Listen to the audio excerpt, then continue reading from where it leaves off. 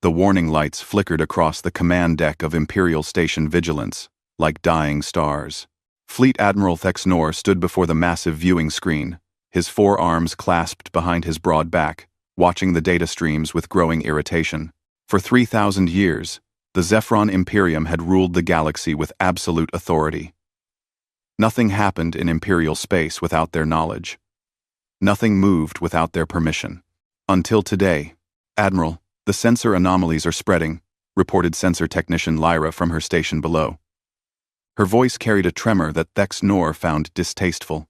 The young officer had only served for 20 cycles, barely old enough to understand the weight of Imperial power. We now have disruptions in 6 sectors simultaneously. Thexnor's mandibles clicked in annoyance. Technical malfunctions. The sensor arrays are old in the outer territories. Schedule maintenance crews and stop bothering me with minor issues. But Lyra didn't back down.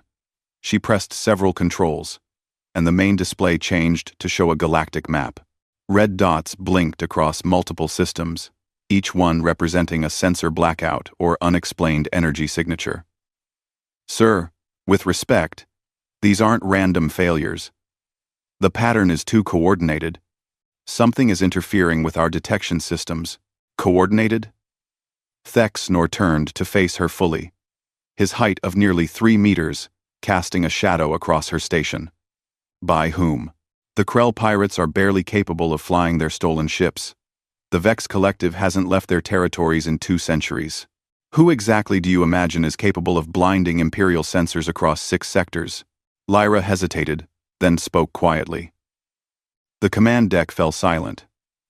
Several officers looked up from their stations. One of them, Commander Vexiel, let out a barking laugh. The humans? Those primitive creatures barely understand faster than light travel. They huddle in their pathetic colonies in the outer rim, playing with technology they stole from crashed Imperial survey ships. Thexnor's expression darkened. The humans had been a minor annoyance for the past 40 years, when Imperial expansion had reached their small cluster of worlds. The creatures had protested, claiming the territory as theirs. The Imperium had responded as they always did. With inferior species they had taken what they wanted. Several human colonies had been destroyed as examples. The survivors had retreated to the furthest edges of explored space. Since then, there had been small skirmishes. Human raiders attacking supply convoys. Human ships harassing mining operations. Nothing that threatened Imperial power, merely the desperate struggles of a dying species refusing to accept their place in the natural order. The humans are irrelevant, Thexnor declared. Focus on actual threats. These sensor disruptions are likely caused by solar activity or equipment degradation. 3 hours later, Patrol Squadron 17 failed to report in. Thexnor was reviewing supply manifests when the communications officer interrupted. Admiral, we've lost contact with Squadron 17. They were investigating one of the anomalies in the Outer Reach sector. Lost contact? Thexnor set down his data tablet. Define. Lost contact. Complete communications blackout, sir. Their transponder signals vanished approximately 20 minutes ago. We dispatched a recovery team, but they've found nothing. No debris, no distress beacons, no energy signatures. It's as if the entire squadron simply ceased to exist. Squadron 17 consisted of 12 warships and over 3,000 personnel. Ships that size didn't simply disappear.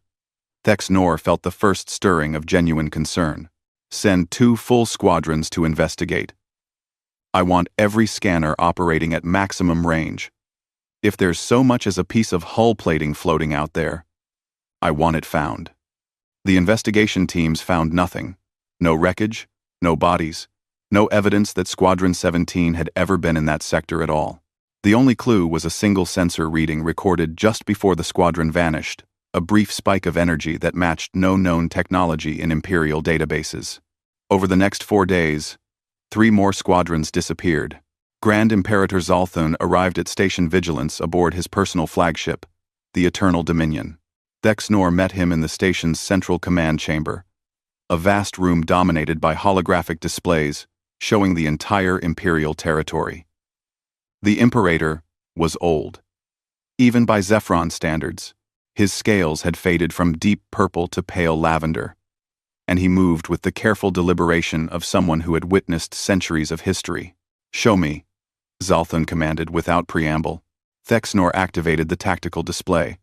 Red zones marked the areas where squadrons had vanished. Yellow indicators showed the locations of unexplained sensor disruptions. Green dots represented the positioning of Imperial fleets, now pulled back into defensive formations around key systems. "We've lost contact with 48 ships in total," Thexnor reported. "No survivors, no wreckage, no explanation. The pattern suggests a coordinated attack, but we have no evidence of enemy action. Our ships simply vanish." Zalthun studied the map for a long moment. "You believe the humans are responsible?" Zalthun. Zalthun. Zalthun. Zalthun. Zalthun studied the humans are responsible. It wasn't a question. Thexnor chose his words carefully. "I believe we may have underestimated them, Imperator. Intelligence reports from the past year suggest the humans have been developing new technologies. Their raids have become more sophisticated. They've been avoiding our patrols with unusual success." "Avoiding patrols is one matter," Zalthun said.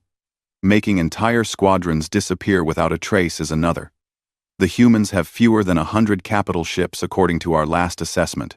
Even if every single one of them attacked simultaneously, they couldn't threaten Imperial power.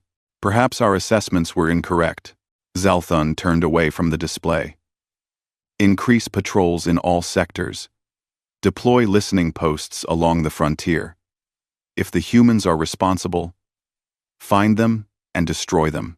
The galaxy must understand that the Imperium cannot be challenged." Thexnor saluted. But as the Imperator departed, he felt a cold certainty settling in his chest. They were missing something crucial. The humans weren't behaving like a desperate, dying species. They were behaving like hunters. Lyra approached his command platform later that evening, when most of the day shift had departed. "Admiral, I need to show you something. I've been analyzing the sensor data from the disappearances." Thexnor gestured for her to continue. "The energy spikes that appeared just before each vanishing, I ran them through the database multiple times. They don't match any known FTL signature. But there's a pattern. The spikes occur in pairs, milliseconds apart.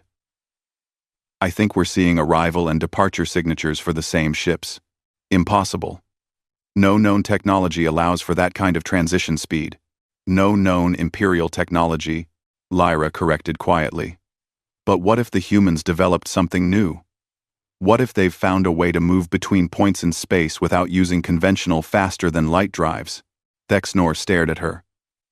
The implications were staggering. FTL travel required ships to enter hyperspace, travel along established corridors, then exit back into normal space. The process took time, hours, or even days depending on the distance. Ships in hyperspace could be detected, tracked, and intercepted. The entire Imperial defense strategy relied on controlling those hyperspace corridors. If the humans could bypass that system entirely, moving instantly from one location to another, then every defensive position, every fortification, every strategic calculation became worthless. "Show me the data." Lyra brought up her analysis. The pattern was clear once you knew what to look for. Brief flashes of exotic energy appearing seemingly at random throughout Imperial space. Pairs of signatures, arrival and departure, separated by minutes or hours. And every location corresponded to either a missing patrol or a sensor disruption. "They've been watching us," Thexnor realized. "These aren't attacks. These are reconnaissance missions. The humans have been moving through our territory freely, observing our fleet positions, our defense patterns, everything. For how long?" Lyra highlighted older sensor logs, going back months. "The signatures appear as far back as our archives go. We dismissed them as sensor ghosts or cosmic background radiation. But if I'm right, The humans have been scouting Imperial space for at least a year. Maybe longer. And a 7. Quote. Maybe. And as stated, Thexnor felt his confidence crack. For decades, the Imperium had viewed humans as primitive scavengers playing with stolen technology. But what if the truth was different? What if humans had been carefully studying their enemy, learning every weakness, preparing for something larger? We need to inform the Imperator immediately. Before Lyra could respond, the alarm klaxons sounded throughout the station. The communication channels erupted with panicked reports from across the sector. Thexnor pulled up the tactical display and felt his blood run cold. 40 systems were reporting the same thing. Imperial defensive platforms were going offline. Not from attacks, but from systematic shutdowns. Someone had infiltrated their networks, inserting code that disabled weapons, shields, and communications simultaneously. And then, they appeared. Not dozens of ships. Not hundreds. But thousands of new contacts materializing on sensors. Across 50 different systems, the humans hadn't been hiding in the outer rim, nursing their wounds and planning desperate raids. They had been building a fleet. The command deck of Station Vigilance descended into controlled chaos. Officers shouted reports, trying to make sense of the tactical situation. The holographic display showed human warships appearing throughout Imperial space, their positions carefully calculated to strike at supply depots, repair facilities, and communications hubs. "Get me a count," Thexnor demanded, his voice cutting through the noise. "How many ships are we facing?" The tactical officer's hands trembled as he worked his console. "Admiral, I'm reading at least 2,000 contacts. Maybe more. They're using some kind of stealth technology. Ships are appearing and disappearing faster than we can track them. 2,000 ships." The humans supposedly had fewer than 100 capital vessels. Either Imperial intelligence had failed catastrophically, or the humans had been building their fleet in complete secrecy for years. A priority communication came through from Imperial Central Command. Zalthun's face appeared on the screen, his expression grave. "All fleet commanders, this is Grand Imperator Zalthun. We are now at full war status. The human species has launched a coordinated assault across Imperial space. All military forces are to engage and destroy human vessels on site. This is no longer a border skirmish. This is total war." Thexnor acknowledged the order and began organizing his forces. But as he watched human ships systematically dismantling Imperial defenses with terrifying efficiency, he couldn't shake a single, horrifying thought. The humans had been planning this for a very long time, and the Imperium, in its arrogance, had given them all the time they needed. Fleet Admiral Thexnor stood on the bridge of his flagship, Righteous Vengeance, watching the forge worlds of Hectorus Prime grow larger on the view screen. The system was vital to Imperial military production, housing 3 massive orbital foundries that produced everything from hull plating to weapons systems. If the humans truly intended to wage war against the Imperium, they would need to capture or destroy facilities like Hectorus Prime, which was exactly why Thexnor had brought the Third Fleet here. 300 warships, including 12 dreadnoughts, protected by thousands of automated defense platforms. The humans would be fools to attack such a fortified position. "Estimated arrival in 2 hours," reported his navigation officer. "The system defense grid reports all platforms are online and ready." Thexnor nodded. But something felt wrong. The journey from Station Vigilance had taken 4 days through hyperspace. During that time, reports from across Imperial space painted a disturbing picture. Human ships were everywhere and nowhere, appearing without warning, striking targets with precision, then vanishing before Imperial forces could respond. Yesterday, an entire supply convoy had been destroyed near the Kelthus Nebula. The escorts reported the attackers appeared from nothing, destroyed 18 cargo ships in under 10 minutes, then disappeared. Total Imperial losses, 43 ships. Total human losses, 0. The communication officer interrupted his thoughts. "Admiral, We're receiving a transmission from Hectorus Prime Defense Command. They're asking for our authorization codes. Send them." There was a pause. Then the communication officer spoke again, his voice uncertain. "Sir, they're not responding.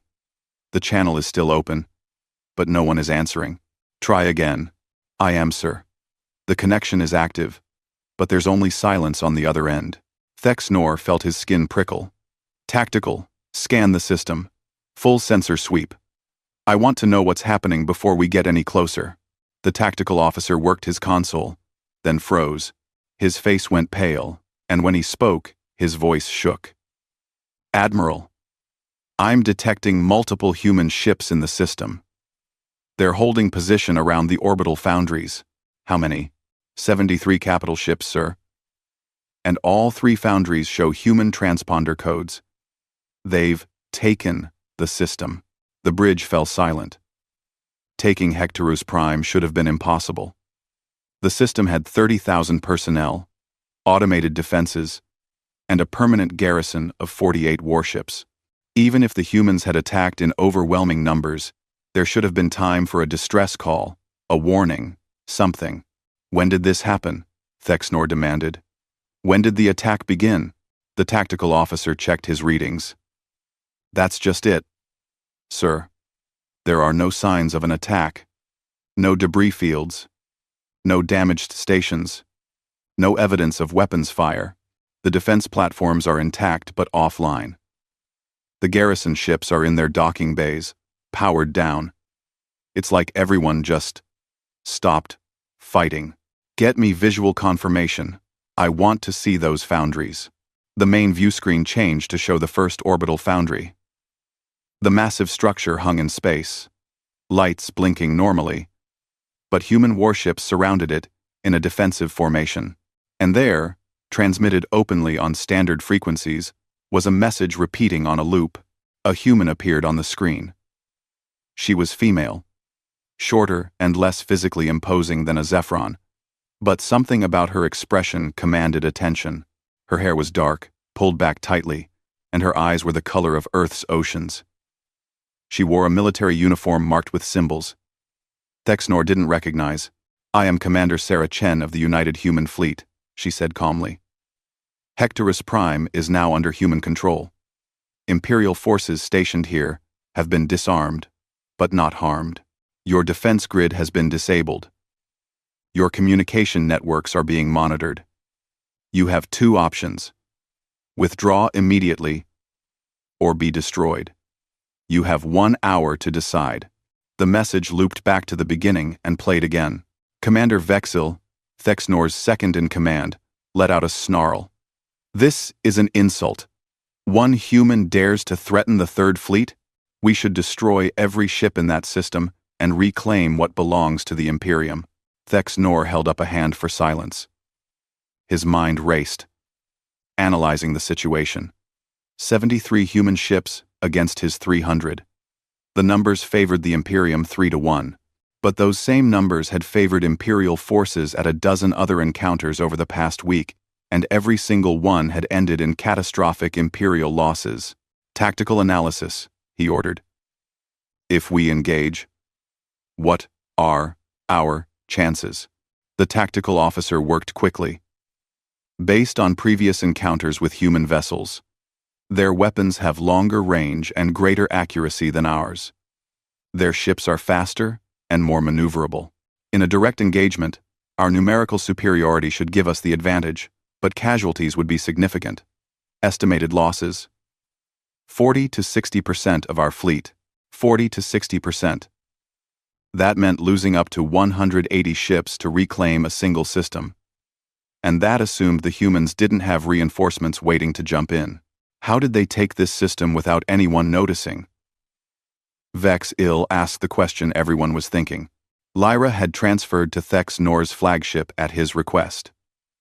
She'd proven her worth at Station Vigilance, and he wanted her analytical skills close at hand. Now, she spoke up from her station. "Sir, I've been reviewing the sensor logs from Hectorus Prime's defense network. They're still broadcasting, which means I can access their historical data." "What do you see?" Nothing, sir. That's the problem. There's no record of any attack. But 3 weeks ago, several defense platforms went offline for scheduled maintenance. Except there was no maintenance scheduled. Someone inserted false orders into the system. 3 weeks. The humans had infiltrated Hectorus Prime 3 weeks ago, while the Imperium was still dismissing them as a minor threat. Lyra continued. The platforms came back online with their original software, or so it appeared. But I'm detecting anomalies in their operating protocols. I think the humans installed backdoors into the system, hidden access points that let them shut everything down remotely when they were ready. What about the garrison? Dexnor asked. 48 ships and 30,000 personnel don't just surrender without a fight. No, sir. But they do surrender when they wake up one morning to find every weapons system disabled, every communication channel jammed, and 70 human warships holding position around their station, with enough firepower to crack the installation open like an egg. The picture became clear. The humans hadn't attacked Hectorus Prime in a traditional sense.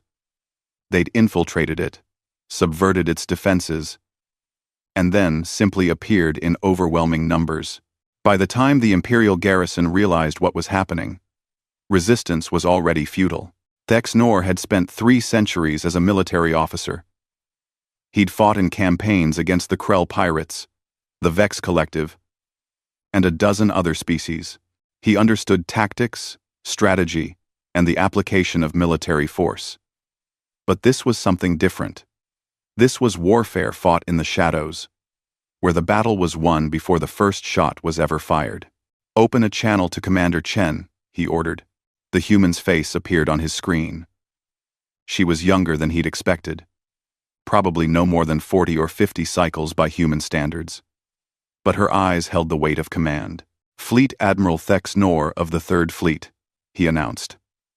I am authorized to negotiate on behalf of the Zephyron Imperium. There's nothing to negotiate, Chen replied calmly. Withdraw your fleet, or we will destroy it. Those are the only terms. You're outnumbered 3-1. Even with your advantages in technology, you cannot win against the full weight of the Third Fleet. Chen smiled, and it was not a friendly expression. Admiral, let me save us both some time. You're right that we're outnumbered. You're wrong that you can win. Your ships are predictable. You follow doctrine written centuries ago, designed for fighting enemies who play by Imperial rules. We don't play by your rules. Eights, bold words from someone commanding a smaller force. Not bold, honest. Tell me, Admiral, have you reviewed the combat reports from the past week? How many times have your forces successfully engaged human ships? And of those engagements, how many resulted in Imperial victories? Thex Nor's mandibles clenched. The answer was humiliating. 0. Not a single confirmed kill of a human capital ship. The only human losses had been a handful of smaller support vessels that had been sacrificed as decoys. Chen continued. You're thinking this is different. You have 300 ships in formation. We can't possibly hit and run against numbers like that. You're wrong. We won't hit and run. We'll simply hit. She made a gesture off-screen, and suddenly the tactical display on Righteous Vengeance lit up with new contacts. Human ships were appearing throughout the Third Fleet's formation, not in front of them, but among them, positioned at point-blank range between Imperial vessels. What you're seeing is a simulation, Chen explained. This is what will happen if you attack. My ships will skip-jump directly into your formation. From that range, your large vessels can't maneuver effectively. You'll be shooting at each other trying to hit us. We, meanwhile, will target your command ships and ammunition storage. The battle will last approximately 30 minutes. Your losses will be total. The simulation played out on Thex Nor's screen. It was horrifying in its efficiency. Human ships appeared, fired devastating barrages at close range, then vanished before return fire could strike them. Imperial ships, trying to target the humans, ended up hitting each other. The formation collapsed into chaos. When the simulation ended, Every single Imperial vessel was either destroyed or crippled. Of course, Chen said. That's just one possibility. You could also withdraw. Your ships and crews would survive. You could fight another day. The choice is yours, Admiral. But you have 58 minutes left to decide. The channel closed. Vex-Eel exploded in fury. She's bluffing. No technology allows for that kind of precision jumping. And even if it did, the energy requirements would be astronomical. Their ships would burn out their drives attempting it. But Lyra shook her head. Sir, I've been analyzing their jump signatures. They're not using conventional FTL drives. It's something completely different. Whatever technology they've developed, it doesn't follow our understanding of hyperspace mechanics. I think they can do exactly what Commander Chen just threatened. Thexnor looked around his bridge. He saw fear in the faces of officers who had never known defeat. The Imperium had ruled for so long, dominated so completely, that the very concept of losing was alien to them. But Thexnor was old enough to remember the lessons history taught. Every empire fell eventually. Every dominant power was eventually surpassed. The question was whether you recognized that shift when it came, or whether you fought blindly until nothing remained. Helm, he said quietly. Plot a course out of the system. We're withdrawing. Vex-Eel stared at him in shock. Admiral, you cannot be serious. We are the Third Fleet. We do not retreat from inferior forces. We are not retreating, Thexnor said firmly. We are making a tactical withdrawal. There is a difference. I will not sacrifice 300 ships and 60,000 personnel for pride. He opened a channel to the rest of the fleet. All ships, this is Admiral Thexnor. We are withdrawing from Hectaris Prime. Maintain formation and prepare for hyperspace transition on my mark. The protests from other commanders came immediately, but Thexnor cut them off. This is not a debate. We have been outmaneuvered. The humans control this system, and we do not have the resources to reclaim it without unacceptable losses. We will report to Grand Imperator Zalthun and request reinforcements. Until then, we withdraw. As the Third Fleet turned away from Hectaris Prime and began the jump to hyperspace, Thexnor watched the human ships on his tactical display. They didn't pursue. They didn't taunt. They simply held their positions, professional and disciplined. These were not the desperate raiders he'd been fighting. These were trained military professionals, executing a carefully planned campaign. And somewhere, somehow, the Imperium had missed the moment when humanity transformed from scattered colonists into a legitimate military power. The jump to hyperspace engaged, and Hectaris Prime vanished from view. But Thexnor knew the image of Commander Sarah Chen would stay with him for a long time, not because of her threats, but because of the quiet confidence in her eyes. She had known he would withdraw. She had counted on it. The humans weren't just winning battles. They were winning the war before the Imperium even realized it had truly begun. The Imperial throne world of Zephyros Prime gleamed like a jewel in the void. Massive cities covered 3 continents, connected by orbital elevators that reached into space. Millions of ships came and went every day, carrying goods and passengers across an empire that spanned 800 star systems. For 3,000 years, this world had been the center of galactic civilization. Today, it was afraid. Grand Imperator Zalthun sat in the War Council chamber, surrounded by holographic displays showing the rapidly deteriorating military situation. In the 3 weeks since Hectaris Prime had fallen, humans had captured or destroyed Imperial assets in 47 systems. Entire fleets had been ambushed and annihilated. Supply lines had been severed. Communication networks were compromised. The worst part wasn't the losses themselves, it was the fear. Imperial citizens who had lived their entire lives in absolute security now questioned whether the Imperium could protect them. Worlds were requesting additional garrison forces that simply didn't exist. Merchant ships refused to travel without military escorts. The economy was beginning to strain under the weight of a war that seemed impossible to fight. How many ships do we have left? Zalthun asked his military advisors. High Commander Kreloth reviewed his data.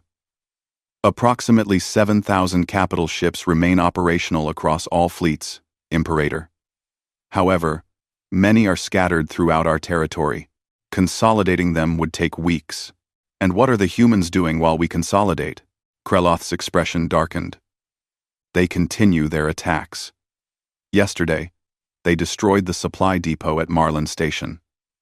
3 days ago, they captured the repair facilities at Telos 7. They move faster than we can respond, striking where we're weakest, avoiding direct confrontation with our larger forces. Fleet Admiral Thex Nor, who had been summoned to the throne world after the retreat from Hectorus Prime, cleared his throat. Imperator, if I may speak plainly, please do. Plain speech is rare in this chamber these days. We are fighting this war incorrectly.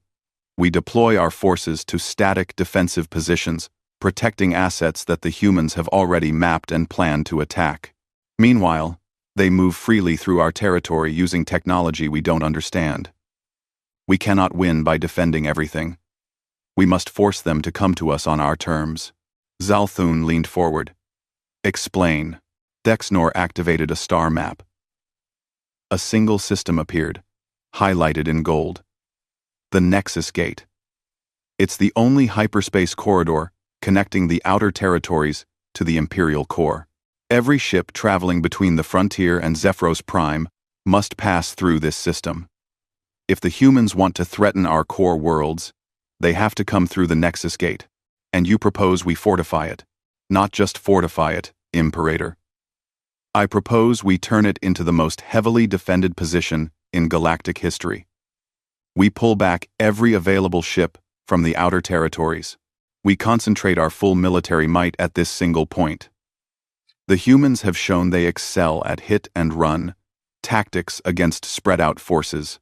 Let's see how they fare against a concentrated defense they cannot avoid. High Commander Kreloth studied the map. It's a sound strategy, but it means abandoning the outer territories completely. Hundreds of worlds will be left defenseless. Those worlds are already lost, Dexnor said bluntly. The humans control the space lanes. They dictate where and when battles occur. If we spread our forces thin trying to defend everything, we'll lose everything. But if we concentrate at the Nexus Gate, we can create a choke point the humans cannot bypass. Zalthun considered this. The political cost of abandoning so much territory would be enormous. But Thex Nor was right about one thing. The current strategy wasn't working. Something had to change. Very well, issue the orders. All fleets are to withdraw to the Nexus Gate. We make our stand there. He paused, then added, and activate the Dreadstar fleet. The room went silent. The Dreadstar fleet consisted of 12 ancient warships, massive vessels built during the Imperial expansion wars 5 centuries ago. Each ship was over 10 kilometers long, bristling with weapons that could crack planets. They were so powerful, so resource-intensive to operate, that they'd been mothballed after the wars ended. The Imperium had never needed them again. Until now. It will take weeks to bring them back online, Kreloth warned. The crews will need training. The systems will need testing. Then start immediately.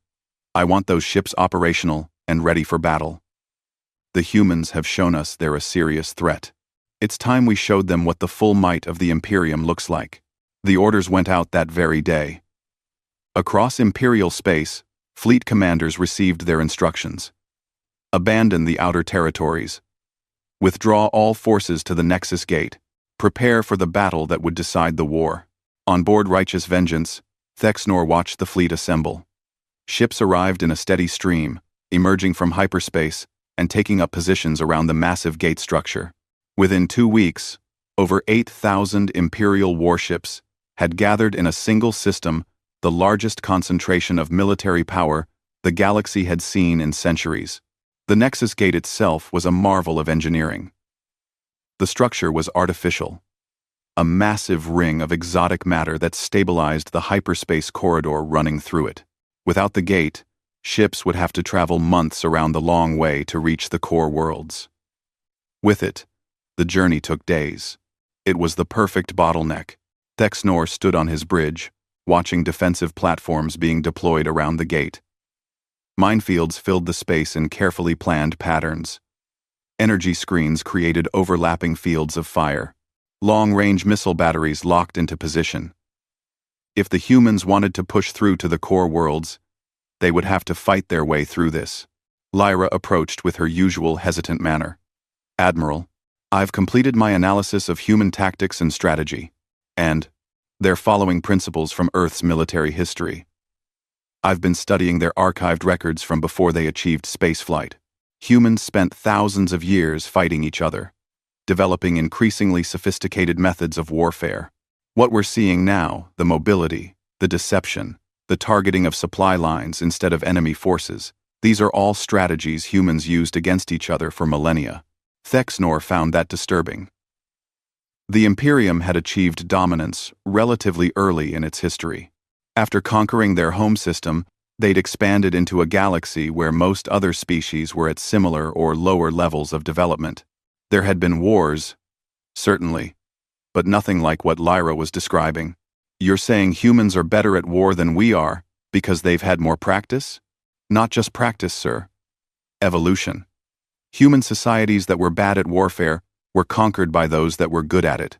Over thousands of years, they refined the art of conflict to a degree that other species never needed to. When they reached space, they brought all that knowledge with them. Then how do we fight them? Lyra hesitated. Honestly, sir, I don't know. Every time we think we understand their tactics, they demonstrate something new. They adapt faster than we can respond. But if your plan works, if we can force them into a conventional battle at the Nexus Gate, their advantages become less significant. In a straight fight, with overwhelming numbers, physics still matters. 3 days later, the Dreadstar fleet arrived. Thexnor had seen many impressive ships in his career, but nothing prepared him for the sight of the Dreadstars. The lead ship, Invincible Fury, was a moving fortress. Its hull was thick enough to shrug off weapons that would vaporize smaller vessels.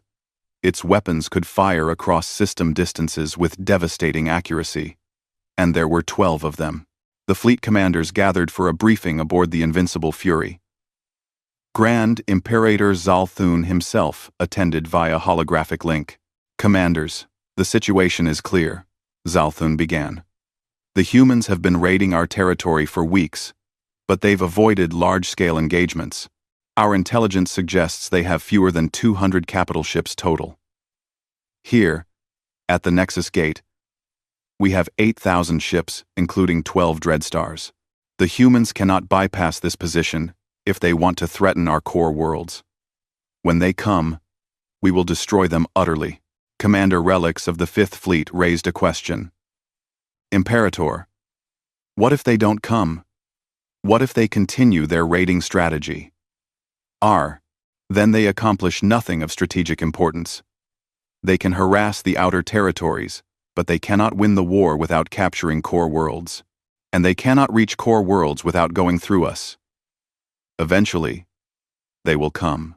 The briefing concluded, and the fleet settled into waiting. Days passed, then weeks. Long-range scouts reported human activity throughout the abandoned territories. They were establishing bases, fortifying positions, building infrastructure. But they made no move toward the Nexus Gate. Thexnor began to wonder if the humans would avoid the confrontation entirely. Perhaps they were content to control the frontier, while the Imperium held its core. A partition of territory, rather than total war.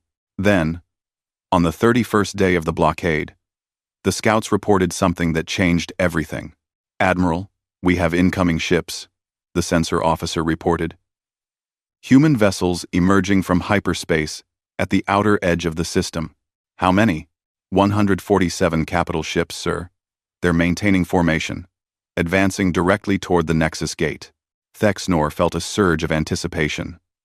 Finally, the humans were committing to a decisive battle. Battle stations. All ships prepare for combat. This is what we've been waiting for. Across the massive Imperial fleet, ships powered up weapons and shields. Crews moved to combat positions. The Dreadstars activated their main guns, weapons systems that required enormous power to operate. The human fleet continued its approach, maintaining formation, making no attempt to hide or maneuver. They were coming straight at the Imperial position, like they intended to smash through by sheer force, which made no sense at all. Lyra was studying her sensors with growing confusion. "Sir, their approach vector is all wrong. They're coming in directly on our strongest defensive axis. It's suicide. Maybe they're desperate," suggested Commander Vex Ill. "Maybe they finally realize they can't win by running and hiding." But Thexnor wasn't convinced. Commander Chen hadn't struck him as someone who made desperate decisions. Everything the humans had done so far had been carefully calculated. The human fleet entered weapons range. And then a transmission came through on all frequencies. Commander Chen appeared on screens throughout the Imperial fleet. "Imperial forces, this is Commander Chen of the United Human Fleet. You are blockading a critical travel corridor and threatening the free movement of ships throughout this region. We are here to remove that blockade. This is your final opportunity to withdraw. Stand down, or be destroyed." The audacity of the statement was breathtaking. 147 ships were demanding that 8,000 ships withdraw. Zalthun's response came through on the command channel. The battle was about to begin. Thexnor gripped his command rail, watching the tactical display. The humans were outnumbered 50-1. Even with their technological advantages, the numbers should be overwhelming. Should be. But as the range closed and the first weapons fired, Thexnor couldn't shake the feeling that they were missing something crucial. Commander Chen's expression had been too calm. "Admiral," Lyra said urgently, "I'm detecting unusual energy readings from the human ships. Their skip drives are charging." "All of them?" "Yes, sir." Simultaneously, Thexnor's blood ran cold. He suddenly understood. The human fleet advancing on the Nexus Gate wasn't trying to break through the blockade. They were bait. "All ships. Emergency evasive," he started to say. But it was already too late. Across the Imperial formation, space began to tear open as hundreds of human ships materialized directly inside the defensive perimeter. Not the 147 ships they'd been tracking, hundreds more, appearing from nowhere, positioned perfectly to strike at command ships, ammunition depots, and power generators. The humans had never planned to fight their way through the blockade. They planned to fight from inside it, and as weapons fire began to fill the space around the Nexus Gate, Thexnor realized the Imperium had fallen into exactly the trap the humans had designed. The battle for Nexus Gate began with chaos. Human warships materialized in the heart of the Imperial formation, appearing in the gaps between ships where defensive fire couldn't reach them without risking friendly casualties. They were everywhere at once, and the carefully planned Imperial defense turned into a nightmare of confusion. On the bridge of righteous vengeance, alarms screamed as Thexnor tried to make sense of the tactical situation. His carefully organized fleet was suddenly scattered across the system, with human ships appearing and disappearing faster than his sensors could track.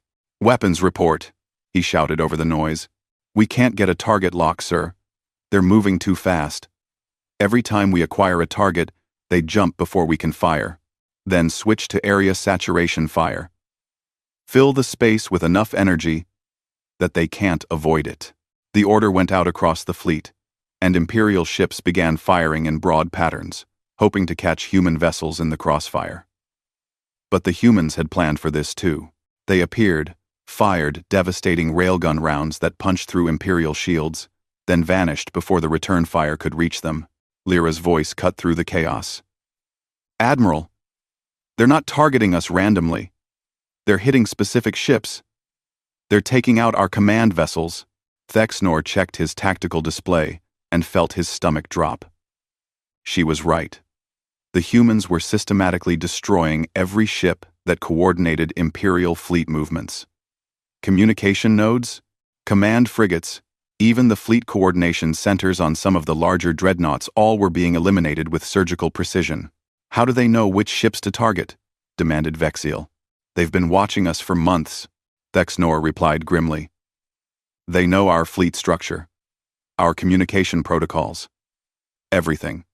They planned this down to the smallest detail. Oda video. A brilliant flash lit up the view screen.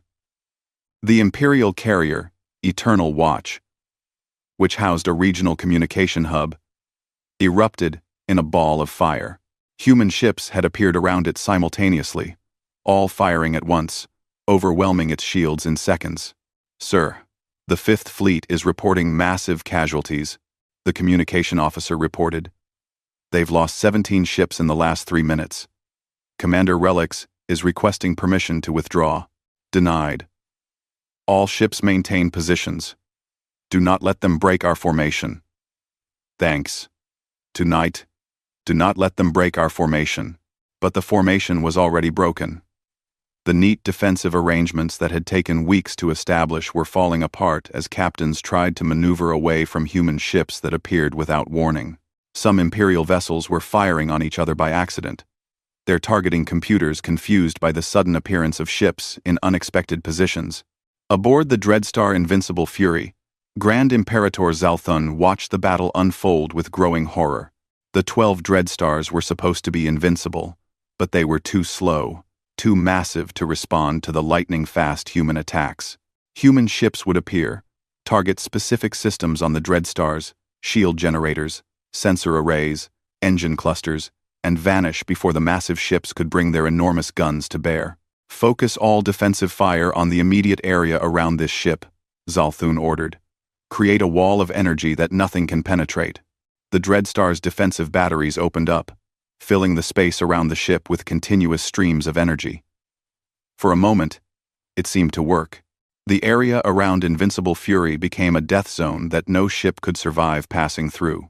Then 3 human ships appeared inside the defensive perimeter, materializing in the small safe zone directly against the Dreadstar's hull where its own weapons couldn't target them. They fired magnetic mines that clamped onto the hull, and then jumped away. What are those? Zalthun demanded. Unknown, Imperator. They appear to be some kind of shaped charges.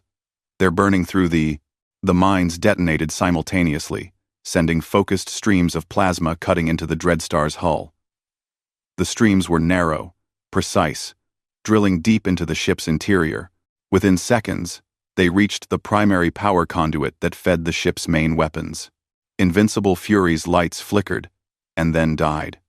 Emergency power kicked in, but the Dreadstar's massive weapons were offline. The ship was still intact, its armor still strong, but it was effectively dead in space. The same tactic was being repeated across all 12 Dreadstars. Human ships appeared, placed charges, and jumped away. Within 10 minutes, every single one of the ancient warships had been neutralized without being destroyed.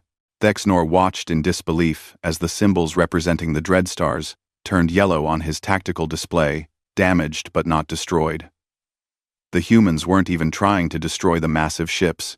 They were simply removing them from the battle as efficiently as possible. They're treating this like a surgical operation, Lyra said in awe.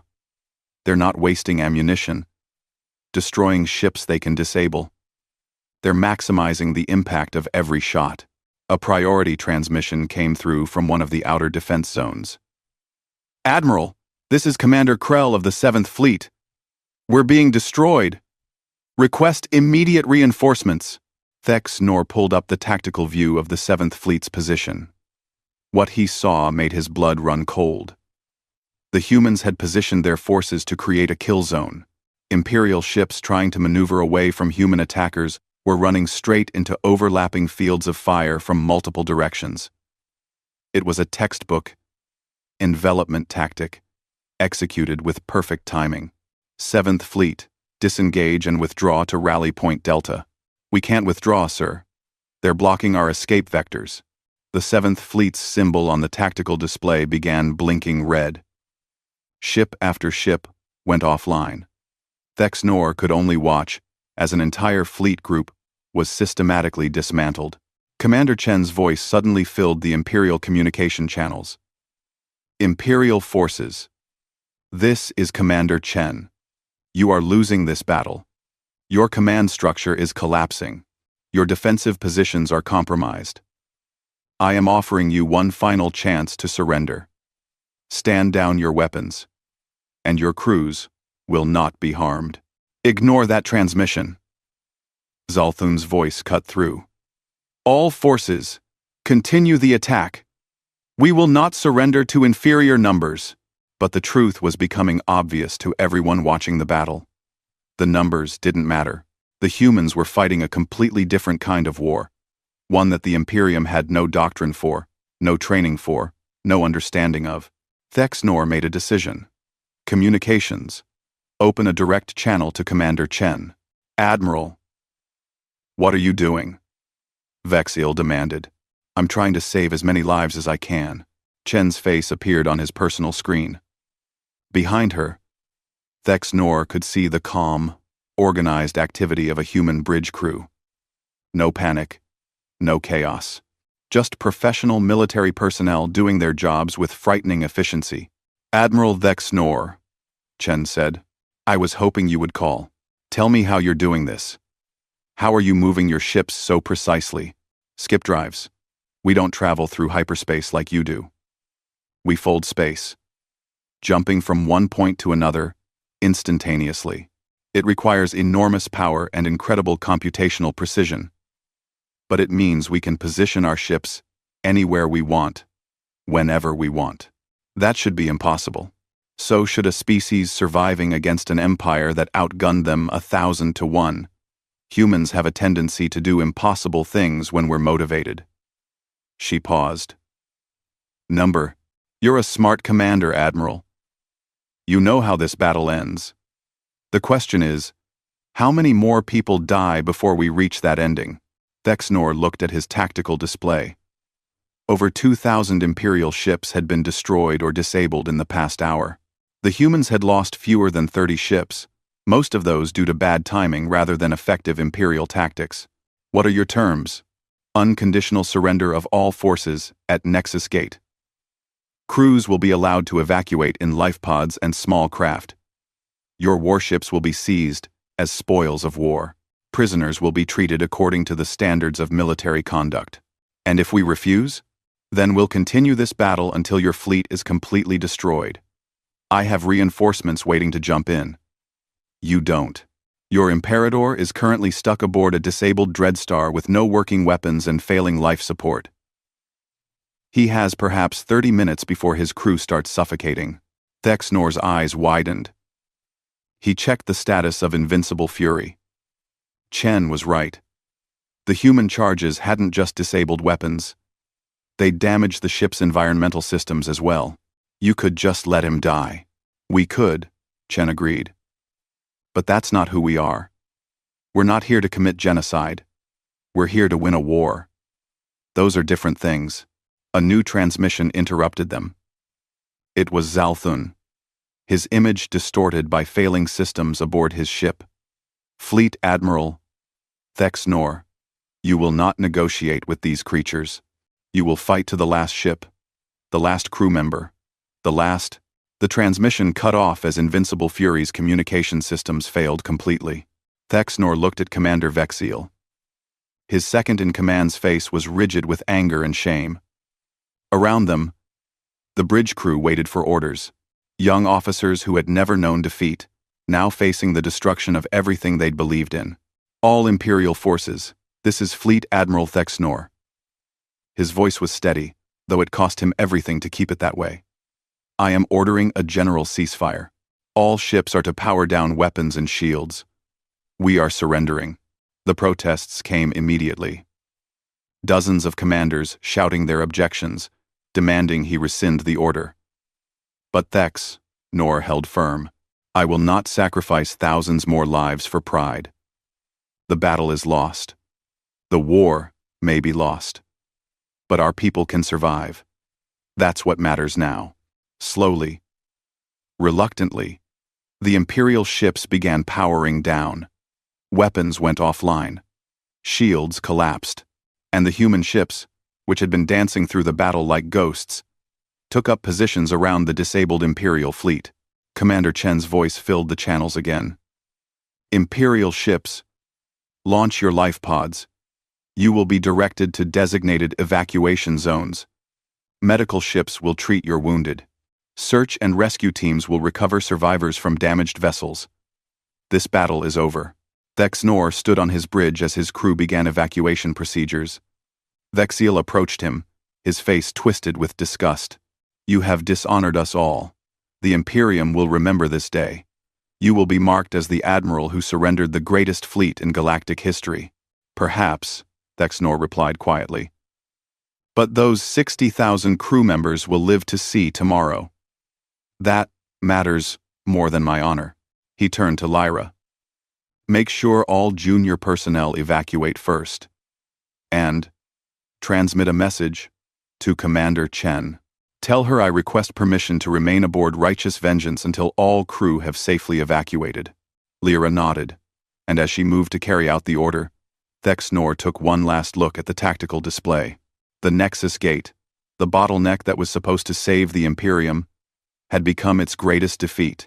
But Commander Chen had been right about one thing. This wasn't about genocide or destruction. The humans could have killed everyone in this system. Instead, they were taking prisoners, offering medical care, treating defeated enemies with dignity.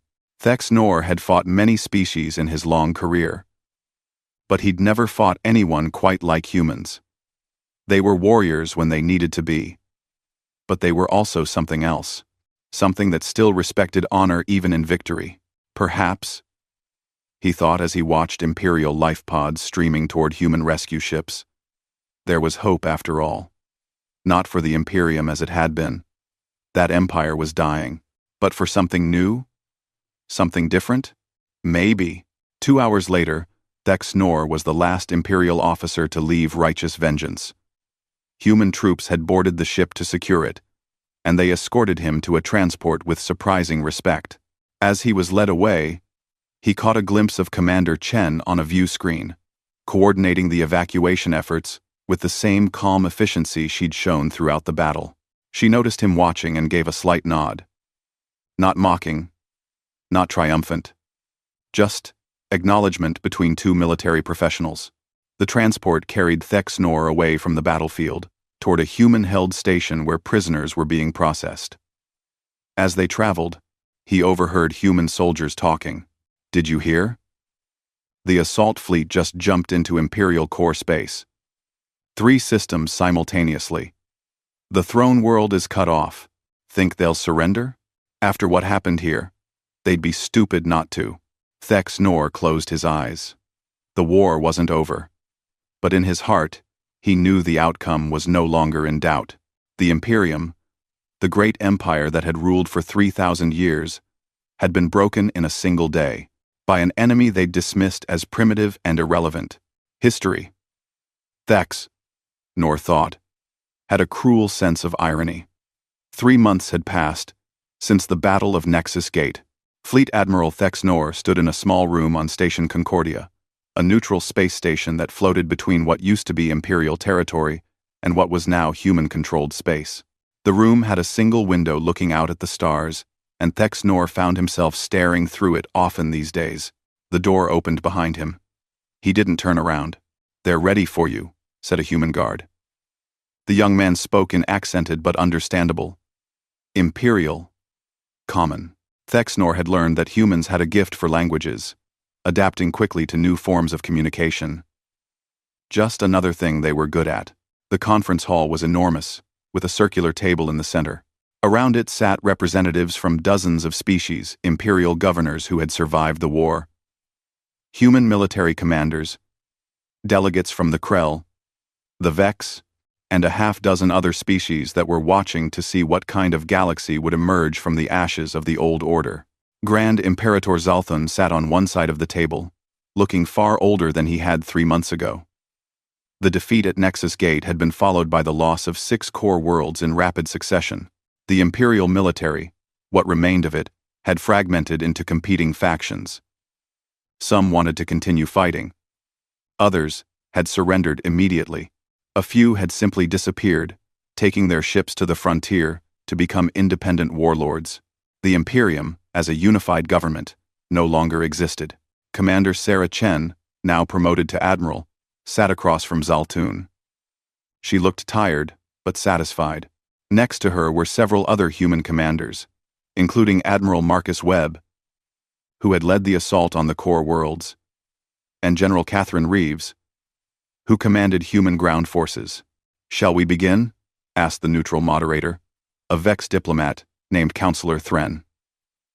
"We are here to formalize the end of hostilities between the Zefron Imperium and the United Human Systems."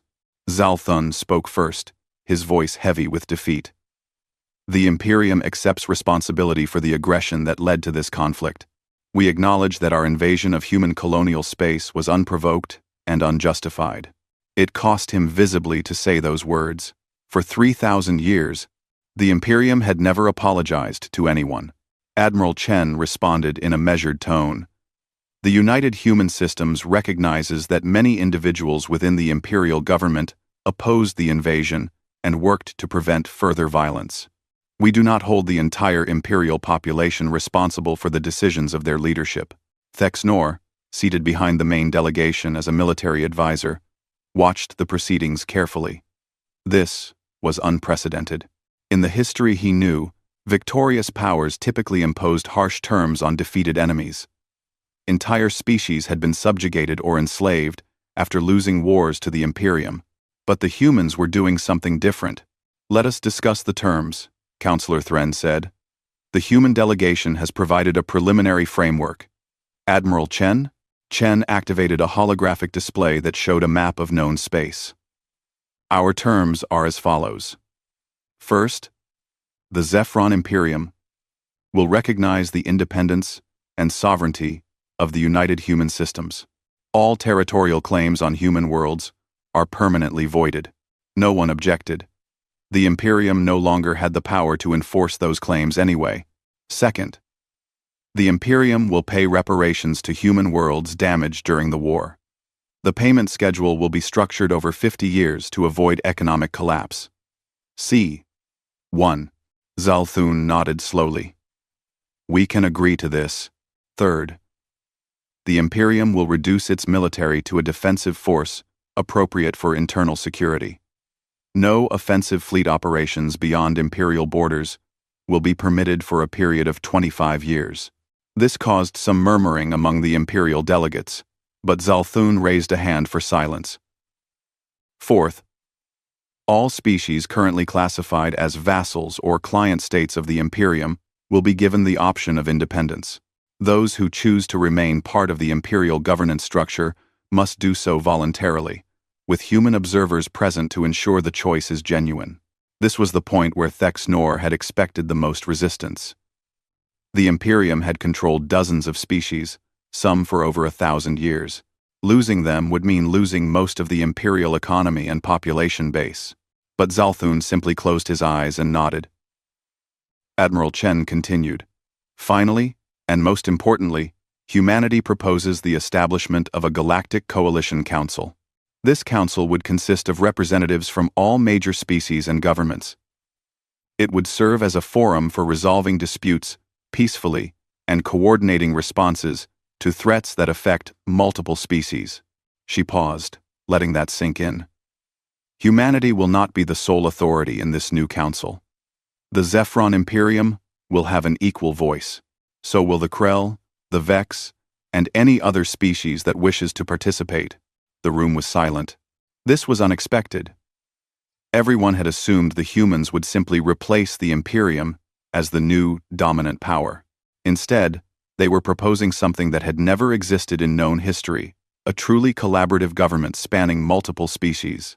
One of the Imperial governors, a female named Shendra, spoke up. "Why? You won. You could impose any terms you wanted. You could rule the galaxy, as the Imperium did. Why offer us equality?" Admiral Chen looked at her thoughtfully. "Because ruling through force and fear doesn't create stability. It creates resentment and eventual rebellion. We learned that lesson on our own world thousands of years ago." She gestured to the star map. "Look at human history. We fought ourselves for millennia. Nation against nation. Ideology against ideology. We nearly destroyed our own world multiple times. But eventually, we learned that cooperation achieves more than conquest. Yes, it's harder. Yes, it requires compromise. But it works, Admiral Webb added. We're not naive. We know the Imperium won't trust us immediately. We know some Imperial military officers still dream of revenge. But we also know that most people, regardless of species, just want peace and prosperity. We can only achieve it by building something new together. Thex Nor found himself speaking without quite meaning to. And if the Imperium rebuilds its military and attacks you again in 25 years? All eyes turned to him. Chen smiled slightly. Then we'll defeat you again, Admiral. But honestly, I don't think that will happen. Because over the next 25 years, humans and Zephrons will be trading together, working together, learning from each other. It's hard to hate someone you do business with. It's hard to kill someone whose child plays with yours. You're talking about integration, Zalthun said slowly. Not conquest, but assimilation through peaceful means. I prefer to call it cooperation. But yes, essentially, the negotiations continued for hours. Minor details were debated, compromises were reached, language was refined. But the basic framework held. By the end of the day, the preliminary peace treaty had been drafted and signed. As the delegates filed out, Thex Nor found himself walking beside Admiral Chen. They moved in silence for a moment before she spoke. I've been meaning to thank you, Admiral. Your decision to surrender at Nexus Gate saved thousands of lives on both sides. It also ended my career and destroyed my reputation. I know. For what it's worth, I think you made the right choice. The brave choice. The brave choice would have been to fight to the death. Chen shook her head. No. That would have been the easy choice. Following orders, living up to expectations, dying with honor, those things are simple. Choosing to survive in disgrace because it saves others? That's the hard choice. That's real courage. Thex Nor considered this. You studied Imperial tactics before the war. You knew how we thought, how we would react. We studied everything about you. Your culture, your military history, your economic systems. We spent years preparing, while we dismissed you as primitives. Yes, that was your mistake, but also our advantage. You underestimated us because you didn't understand us, but we understood you very well. They reached a junction in the corridor. Chen extended her hand in the human gesture of greeting. I've been authorized to offer you a position, Admiral. We're establishing a joint human Imperial military academy. We need someone who understands both Imperial doctrine and has the wisdom to teach the next generation about the costs of war. Would you be interested? Thex Nor stared at her outstretched hand. A human gesture, offering partnership. A year ago, he would have been insulted. Now, he slowly reached out and grasped her hand. I would be honored. Good. We start in 3 months. And Admiral? Bring that sensor technician, Lyra, with you. She has a good analytical mind. We can use people like her. As Chen walked away, Thex Nor stood alone in the corridor, thinking about the future. The Imperium he had served no longer existed. But perhaps something better could take its place. 5 years passed. Thex Nor stood in the lecture hall of the Coalition Military Academy, looking out at a class of young officers. Half were human, a quarter were Zephron, and the rest were from a dozen other species. They wore mixed uniforms, a blend of human and Imperial design elements, symbolizing the new unified military structure. Today, we're studying the Battle of Nexus Gate, Thex Nor announced. This battle changed the course of galactic history. It demonstrated the importance of adaptability, the danger of arrogance, and the power of unconventional tactics. I should know. I was there. The students leaned forward, attentive. Many of them hadn't been born when the war happened. For them, it was history. not lived experience. Thexnor activated a tactical display showing the battle's opening moments.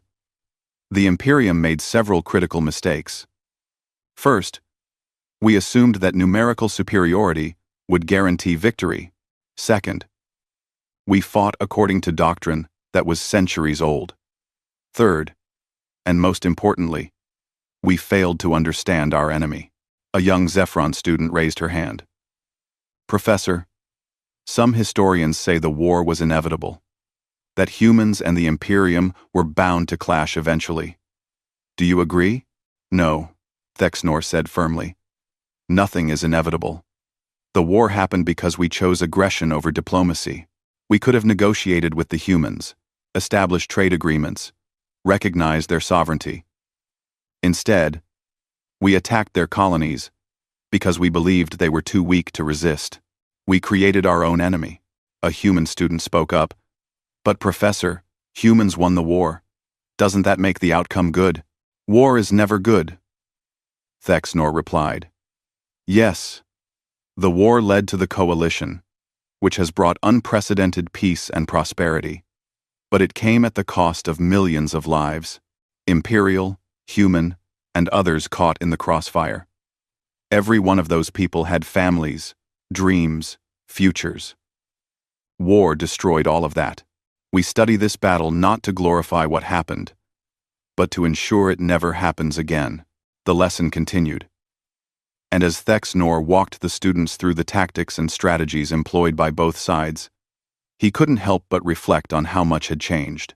Lyra now served as the Academy's Chief of Strategic Studies. Former Imperial officers worked alongside human commanders in the Coalition Defense Force. Trade between human and Imperial worlds had increased exponentially. New technologies were being developed through collaboration. Mixed species crews operated ships that protected the entire coalition. Most importantly, a new generation was growing up without the old prejudices. Young humans and Zephrons attended schools together, played together, and would eventually build the future together. After the class ended, Thexnor walked through the academy grounds. He passed training fields, where humans and Zephrons practiced combat exercises together. He saw a group of students from multiple species working on a engineering project. Their different perspectives creating solutions neither could have developed alone. A familiar figure approached. Admiral Chen, now serving as the Coalition's Chief of Military Operations, fell into step beside him. Good lecture today, she said. I was observing from the back. You should be teaching these classes yourself. You were the architect of the victory, and you were the one who had the wisdom to prevent unnecessary slaughter. We both have things to teach them. They walked in companionable silence for a moment before Chen spoke again. We received a distress call this morning. A colony in the outer reaches is under attack by pirates, mixed human Imperial population, and the Coalition Council approved a response. Captain Torval is leading the mission. He was one of your former officers, wasn't he? Thexnor nodded. A good commander. He'll handle it well. He requested human ships to accompany his task force. Specifically asked for the destroyer, Resolute. Said he'd served with her captain during joint exercises and trusted his judgment. Cooperation in practice, not just theory. Exactly. They reached the observation deck overlooking the Academy's main plaza. Below, hundreds of students from dozens of species moved between classes, ate together in the cafeteria, and studied in mixed groups. Do you ever regret it? Chen asked quietly. The surrender? I mean, choosing to live with dishonor, rather than die as a hero? Thexnor thought about that question. For the first year after the war, he'd struggled with shame and self-doubt. But time had given him perspective. No, he said finally. I saved lives that day. Some of those people I saved are down there now, teaching the next generation. Their children are studying here. If I had fought to the death at Nexus Gate, none of that would exist. Sometimes, the greatest courage is choosing to live with your decisions, even when they cost you everything you thought mattered. Chen nodded. For what it's worth, humans see you as a hero. The admiral who had the wisdom to end a pointless battle. We tell your story in our academies too. And in Imperial space? Opinions are mixed. But they're changing. Give it time. Time. That was what they had now. Time to heal. Time to build. Time to create something better than what had come before. A young human student approached nervously. Excuse me. Professor Thex Nor? Could I ask you a question? Of course. I'm writing a paper on the war. My thesis is that humanity's victory proved that we're superior to the Imperium. Do you agree? Thex Nor looked at the young human seriously. No. I do not agree. Humans weren't superior. You were different. You had developed different technologies, different tactics, different philosophies. In the context of that specific war, those differences gave you advantages.